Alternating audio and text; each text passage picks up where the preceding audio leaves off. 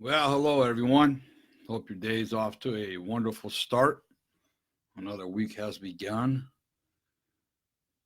It's been fairly nice out here in the Coachella Valley this last week.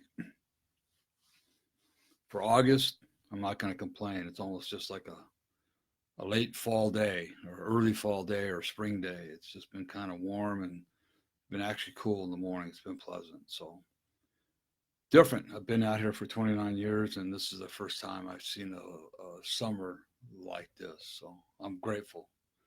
I'm grateful it's not 150 degrees because it easily could be. Good morning, Stitch. How you doing this morning? Nice to see you. So this morning, we're going to be continuing on with chapter 3, part 3.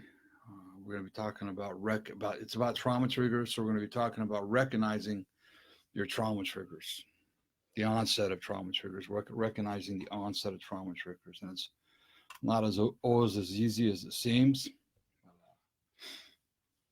Once you can start recognizing them, you'll be able to save yourself a lot of grief. We have a great saying in Alcoholics Anonymous that awareness is often curative. Actually, the awareness is when we can start healing. I remember my wife and I in our recovery and together, a lot of times once we became aware of certain behaviors, um, we were able to start changing those behaviors. So one of the biggest things, one of the biggest ways that I see people progress is once they start talking about, I became aware of this or I became aware of that, we know they're on the right track because now they're seeing what they're doing, whether it's right or wrong, and they're able to address it without anybody else there to correct them. So it's kind of becoming aware of what's going on in your life, becoming aware of your surroundings, even if you're not in recovery. Becoming aware of your surroundings on a daily basis is really, really important. It's what they call being mindful, and it's very important, I believe, for all of us to be mindful of what we're doing. In other words, if we're driving, are we mindful of what we're driving? That we're driving. Um, and I think that's why a lot of accidents might happen because we're not mindful of that we are driving. Our minds are going 1,000 different other places. So being aware it goes a long ways. And I know that when it comes to what we call trauma transes, in my case, that it definitely is true. Um, as I started my journey, and I had a lot of trauma triggers that I was unaware of. And again, a lot of times in recovery for alcoholics and addicts, they talk about you got to know your triggers, and it's what's going to trigger you to drink. And actually, these trauma triggers are exactly that. The trauma triggers are the things that will cause a person to dive back into their addictions if they don't have the tools to work through them. So that's why there's a difference between sobriety and recovery, in my view. Sobriety, you just don't drink and use, and there's plenty of people that do that, and they're perfectly happy, but they really have no recovery because their life is still a mess, and they still keep on getting in trouble. Um, and it's generally caused by not resolving these trauma triggers or ACEs, as you would call them, adverse childhood experiences, is where most of our triggers come from. Um, I can tell you this: that once I've been triggered.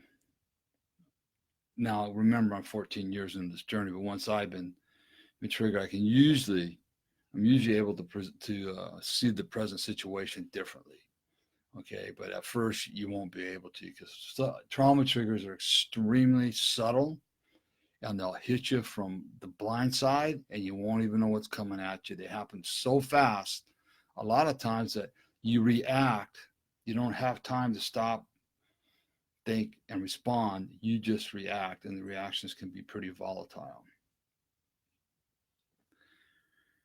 I had to realize for myself that these overpowering emotions are not caused, and this is really important. The overpowering emotions that triggers uh, cause us to feel, it's not caused by what's happening in the present moment. In other words, I could be talking to my wife about something, and she might say something in a different tone or just something, even that she's told me 100 different times. For instance, the time we were paying the bills, like I've talked about before, that not now later. And man, it triggered me.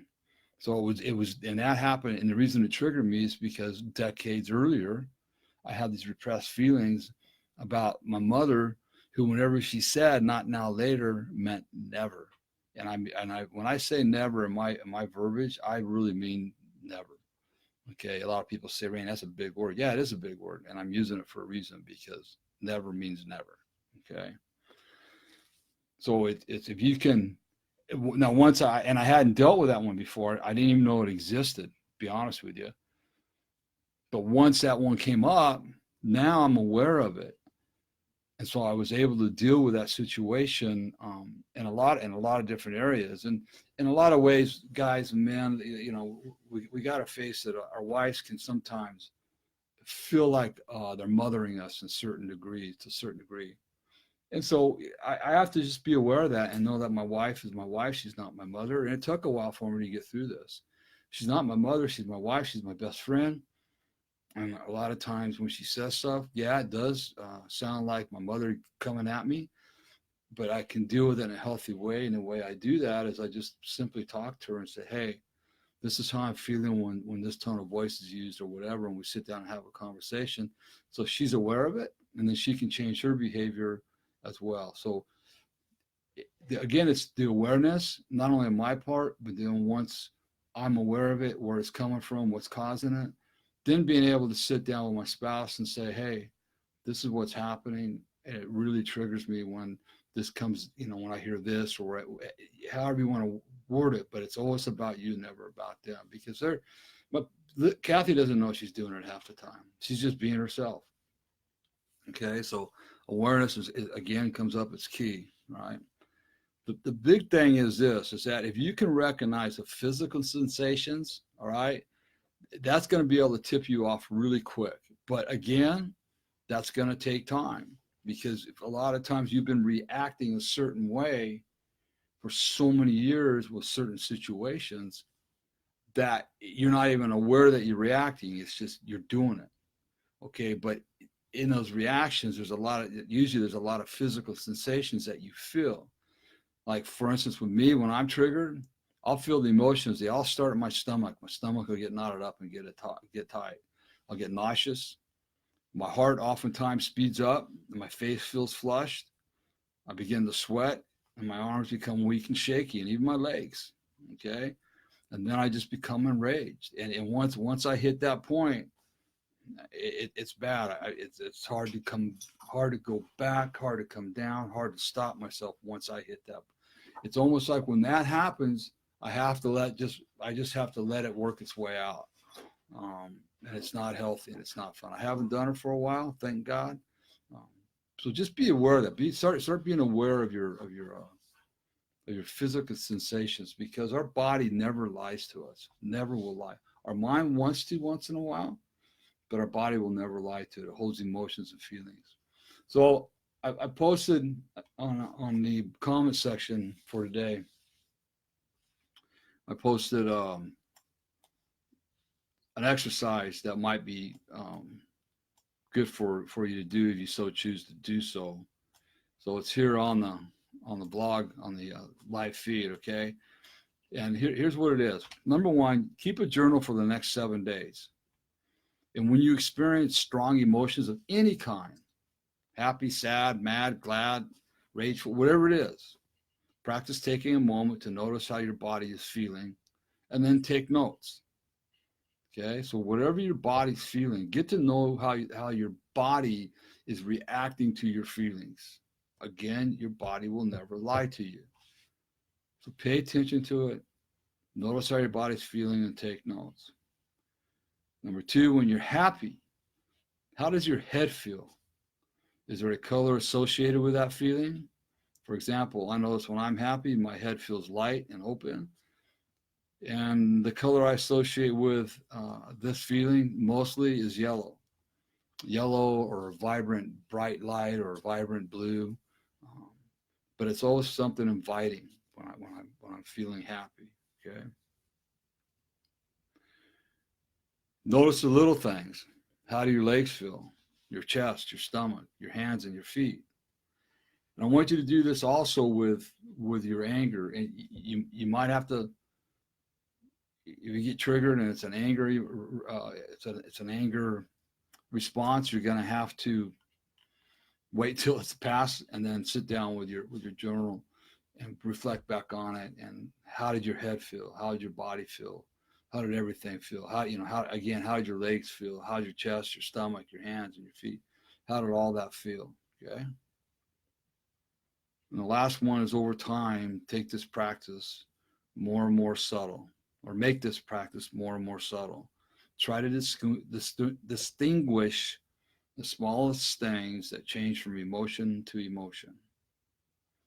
Okay, so make this practice more and more subtle and try to distinguish the smallest things that can change from emotion to emotion.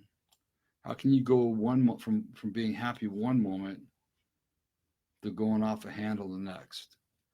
What happened? What's going on? So just become aware of what people are saying to you, how they're saying it, the smells in the room, what the room looks like. There's a number of different things that can cause us to slip into a trauma trigger trance. Okay, you got to remember that while the awareness can be curative and healing, it doesn't necessarily mean that at that moment in time the trance will be lifted. The moment that you become aware of it. Okay, because you're only becoming aware of it maybe for the first time, and you're in the middle of it, and it's not going to automatically lift it. So you want to take that awareness that you learned at that moment, file it away in your brain, journal it, and so that you can become more and more aware of it as time goes on. It might take a time or two. It might not happen the very first time. It's really hard to say. I couldn't tell you, but everybody's going to be different. You're going to be different than I am. I mean, but a lot of rage that happens between what should be a normal discussion or disagreement or whatever, the rage that comes out is probably caused by some trauma trigger, because actually the rage is just repressed anger. I want you to remember that there's nothing wrong with anger. If anger is used in the proper way, and John Lee he writes some wonderful books about this stuff. If it's used in the right way, anger is an extremely healing emotion. And the Bible even says, I think it's in Ephesians, says, be angry, but don't sin, and don't let the sun go down on your wrath. There's nothing wrong with anger. But we're taught as young, I was, and a lot of people, you can't be angry.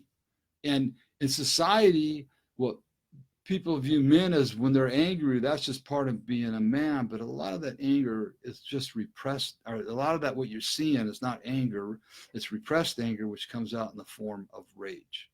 And that's not ugly. That's not pretty. That's extremely, extremely ugly. So again, just start being aware, okay? Because once you start becoming aware, you'll be able to get a different perspective on your emotions, right? Like, what's the big deal? So that situation with Kathy, right? She was simply reading a book. She had worked on herself. She didn't say never. She says, we'll talk about it a little bit later. And I've had that conversation with her countless times before. And yeah, I got to go back to her and say, hey, are you ready to have that conversation? Right? And she always is. But for some reason, this one time, it went off. And it was at the right time, if there ever could be a right time, because it was a trigger I didn't know I had that was in there. So, you start looking at things differently. Your perspective will change. Is this about me, or is it about her? And that's the common language that Kathy and I use all the time. Randy, I need to talk with you, or Kathy, I need to talk with you. And this is about me, and it has nothing to do with you. And that's when you start that dialogue with your spouse or a child or whoever, and they're not used to hearing that. I still became defensive when Kathy would start the conversation, and she would have to remind me, Randy, this isn't about you. This has everything to do with me. Yet it sounded like it was about me, and vice versa. Okay. So, you'll be able to look at things a little bit differently once you become aware of all this. You'll be able to get a different perspective on things. Okay.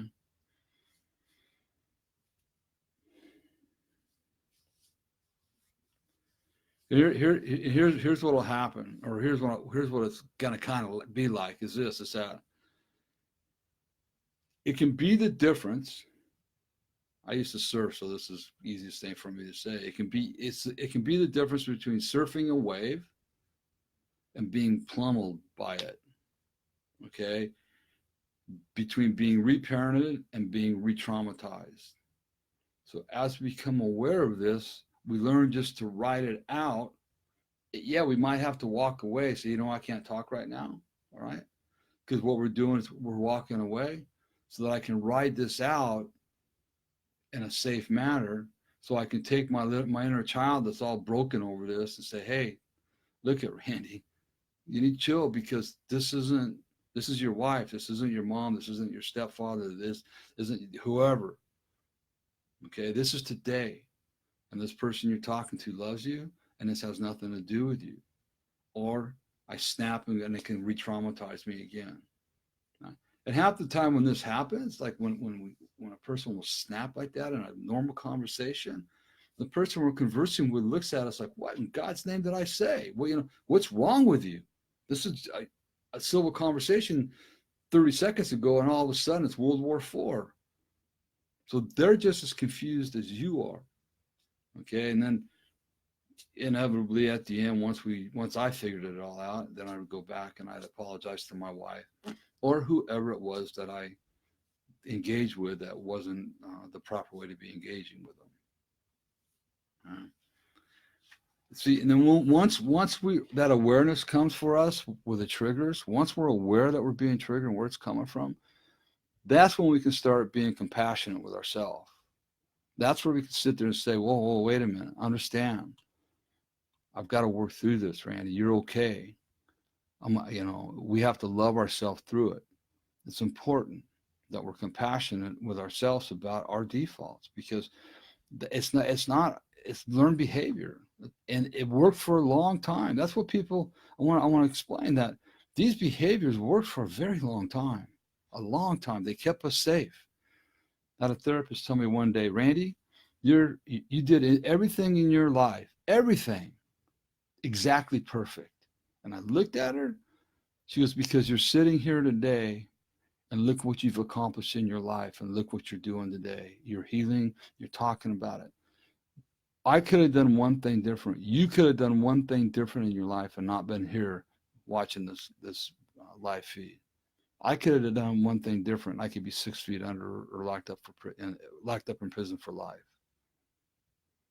So we've done everything perfect in life up to this day because we're alive and we're here. Okay? Remember that.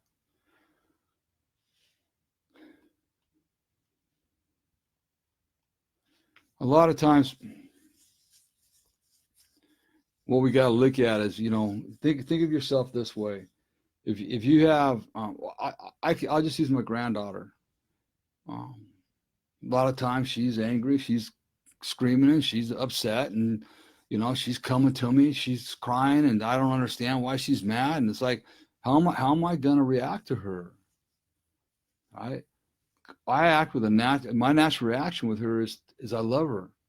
I love her like Christ would. I try to make her feel better. I do everything I can. I don't scream. I don't yell at her. I don't tell her, you're being stupid. What's your problem? This is, I sit there and I listen to what's going on with her. We sit down and we talk. I get down on their level and I talk. It's the same thing I got to do with that little child inside of me. The same thing you got to do with that little child inside of you. We got to meet them where they're at. Because if we don't, we're just re-traumatizing them. I know it sounds funny. This inner child stuff sounds funny, but who else is going to do it? You're the adult. We're the adult today. We know what it's like to be loved. I guarantee you most of us have somebody in our life that has showed us unconditional love and we just didn't think we were worth it. So we got to show that little kid unconditional love. If you don't know how to, find somebody that can mentor you on how to do it, okay? And sometimes, like I was saying, you just got to ride the wave out. And just like sometimes these kids, they just got to cry themselves out before they can talk at all. You just got to let them cry. Okay, walk away. When you're ready to talk, here I am. All right. I don't shame them. I don't put them down. I don't say get over it. I don't say what are you crying about. You got to cry, you got to cry. It's the same thing with our inner child. They got to get it out. Somehow they got to get it out, because I know for me, I held it in for many, many, many years. And in my 14 years of recovery, this desk that I'm sitting at right now, I've sat at this desk many a night with that inner child crying my eyeballs out. And my wife would walk in from the other room and see me writing and crying, and she would just give me a little, rub my head a little bit, say, I love you, and she'd walk out the door again and let me finish what I was doing. It's what I had to do. And I'll still do it when need be. The ideal scenario for myself is I don't want to put myself in a world, in a bubble, in a world which I try to protect myself all the time. All right. I don't want to live in this bubble where I don't let anybody into my life, and that's what a lot of people do. All right. Because, you know, if maybe if I just live in this bubble and stay away from these scenarios, then I'll never be triggered. Okay. But when are you going to find out about your awareness? In order to have that awareness, to respond to the triggers with compassion for myself or any abused boy, any abused child, any abused woman, any abused man, I've got to be exposed to it. I've got to learn how I can walk through it. The only way I can work with these men with the kind of compassion that I have, and women and couples, and my wife and I both, the only way we can work with them is we haven't lived in a bubble. We live life on life's terms, and we face some stuff we don't want to face, and sometimes it's hard. But if I wouldn't have walked through it, how can I help other people walk through it? That's why I went through what I went through as a child, because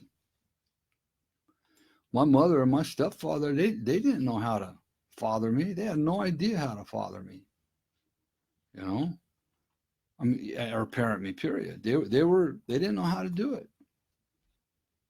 And so I ran amok for 38 years trying to parent myself until I got in recovery. Okay. So just be aware of your trauma triggers. There's a lot going on with them, I know. Start paying attention to your body, what's your body saying. The other thing I want to tell you too is be very careful who you talk with about this stuff. Not everybody knows how to work you through this. A lot of people they think it's hogwash. You should just get over it. You should just move on. But we got these scars inside of us that are just absolutely brutal. And they take a while to heal. And the way we heal them is by walking through them. I always tell everybody we got to walk through the pain and shame of our past in order to heal from it, because we're still living in it, number one, and because we've never dealt with it. The way we've dealt with it is with drugs or alcohol or sex or gambling or overspending or overeating. That's how we dealt with our emotions instead of facing them head on. They're okay. They're yours. They're real. Face them, work through them, understand yourself. And once you can do all that, you'll be able to deal with life a lot easier, okay? So next week we'll do the last part with trauma triggers, part 4. In my book, Healing the Wounded Child Within, And you can get my book at Amazon, paperback, or Kindle. And also now it's on Audible. And I think if you instant message me, all right, and if you instant message me, I've got, I think, about 5 more codes for a free copy of my Audible book. And the only thing I'm going to ask you to do, instant message me, let me know that you want it. I'll get it to you back on the message through Messenger. Then I just ask that you, number one, listen to it and then write a review on Amazon for me. I've got about a half a dozen out there that have been out there for a week that people have asked for that have not redeemed them. So I'm going to, if any of those people are listening to me, I'm going to take them back and give them to people that really want to listen to the book. Okay. Or if you're having problems redeeming it, let me know so we can get that audio book to you, you know. So all I need is for you to do is write a review. We got the golf tournament coming up September 21st at Talkowitz Creek Golf Course. I'm going to probably post another post on Facebook. I need you to sign up if you want to play. $75 per person. After August 21st, it goes up to $85. So I've had a lot of people say they want to play verbally. Please, if you're one of those people, go to the registration page and please register. That figures. Because, sorry. Because I've got to give the golf course a hard count by the end of the month of how many people are going to be there, and I'm going to be responsible for that amount. So it's going to be a fun day. It's 100% of the proceeds go to Courageous Healers Foundation. Excuse me one minute. Go to Courageous Healers Foundation. There's going to be fun and games. I'm talking to some other people to make it more fun. So I hope you can join us out there, and it's all for a good cause. So we got the golf tournament. I am so sorry about the dog. Somebody must have knocked at the door. I'm not in the studio yet, so we're just gonna have to deal with it. I'm sorry about that. Anyways, go to my website, courageoushealers.org as well. You can see what we're doing there. And if you want to sign up for the golf tournament, best thing to do, go to my website, courageoushealers.org. At the top of the page, you'll see at the menu bar, click on golf tournament. When you get to that page, at the very top, there's a registration button right at the top. Just click on that. It takes you right to the registration page. Super easy to do. And you can get registered right away. There's going to be part of your entry fee goes to the prize pool. You get 2 drinks. You get taco bar lunch, and also range balls. Plus, just a lot of fun. And if you're interested in my coaching, please visit changeyourlifestorynow.com. changeyourlifestorynow.com. I'm looking for people to coach. It's basically it's same thing almost as therapy. The difference is I don't diagnose you. I don't deal with the mental illness part. I just deal with the humanist part. But I can go a little bit deeper as a coach than a lot of therapists can. I got a little more latitude. So, and I deal with anything from abuse to addiction to just any kind of personal problems I can help you with. So check that out. And just if you want to be coached, hit the fill out the contact form and I'll get that. So other than that, I'll be back next Monday at 11 o'clock. And I thanks you all for joining me, and I will see you next week.